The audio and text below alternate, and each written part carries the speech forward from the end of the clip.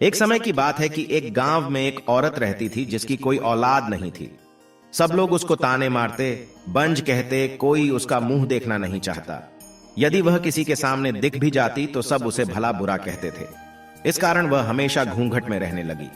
एक दिन की बात है, वह घूंघट निकलकर पानी भरने जा रही थी। जब वह एक गली से गुजर रही थी तो सामने से दो सांड लड़ रहे थे। तो उनसे बचने के लिए पास ही के एक गणेश भगवान के मंदिर में घुस गई और जैसे ही वह अंदर घुसी उसके सिर की मटकी का पानी गणेश भगवान के ऊपर गिर गया और उसका घूंघट भी हट गया। यह देखकर गणेश भगवान हंसे तो वह बोले, गणेश जी क्यों हंस रहे हो? गणेश भगवान बोले, तुमने तो मुझे मूर्ख ही जाना। सबके सामने तो घूंघट रखती हूं, पर मेरे सामने घूंघट हटा दिया तो रोने लगी। हे गणेश जी, सब तो मुझे गाली देती हैं, इसलिए घूंघट रखती हूं। आप तो विघ्न हरता हो, मेरा भी कष्ट दूर करो, मुझे भी संतान दो। गणेश भगवान ने कहा कि यह फूल ले जा और ले जाकर परिंडे में रख देना। परिंडा उसे कहते हैं जहां पानी की मटकी रखते हैं। उसने ऐसा ही किया। सवेरे उसने देखा तो वहां एक छोटा सा बालक खेल रहा था। अब तो उसकी खुशी का ठिकाना न रहा। धीरे धीरे वह बड़ा होने लगा।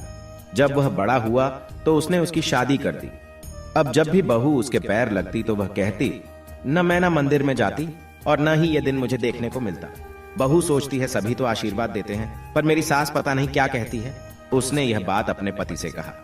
तब उसके पति ने कहा, ठीक है, आज मैं चादर ओढ़कर सोने का बहाना करूंगा। अब तुम जाकर मां के पैर लगना। उसकी बहू ने ऐसा ही किया।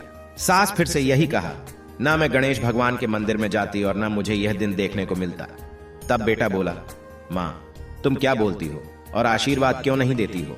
तब वह कहती है, बेटा यह गणेश भगवान का आशीर्वाद ही है। तब सारी बात बेटे को बताती है।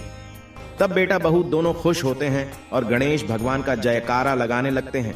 हे गणेश जी महाराज, जैसे आपने उस मां की गोद भरी वैसे ही सबकी गोद भरी रखना, सबके पुत्र को अमर करना और सबका घर अन्न धन से भर देना। प्रेम से बोले, गणेश भगवान की जय हो। एक समय की बात है कि एक गांव में एक बुढ़िया माई रहती थी। वह गणेश भगवान की परम भक्त थी। जब भी पूजा करती गणेश भगवान से कहते, हे गणेश भगवान मुझे नाती देना, पोता देना। अगर मेरा नाती हो जाएगा तो मैं 1.25 मन लड्डू का भोग लगाऊंगी और चांदी का छत्र भी चढ़ाएंगे। गणेश भगवान की कृपा से बुढ़िया माई के लड़के की बहू को लड़का हो गया।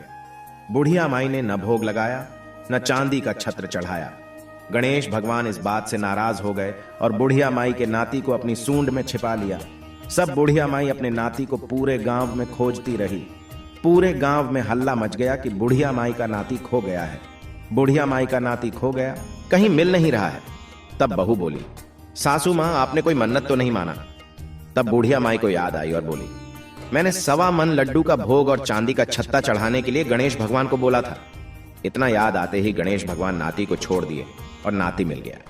फिर बुढ़िया माई ने 1.25 मन लड्डुओं का भोग लगाया, चांदी का छत्र चढ़ाया। गणेश जी भगवान प्रसन्न हो गए और बुढ़िया माई के घर में रद्द सिद्धि का वास कर दिए। गणेश जी महाराज, जैसे आपने बुढ़िया माई को दिया वैसे ही सबको देना, सब पर अपनी कृपा बनाए रखना। प्रेम से बोली, गणेश जी की जय हो, पुरुषोत्तम मास की जय हो।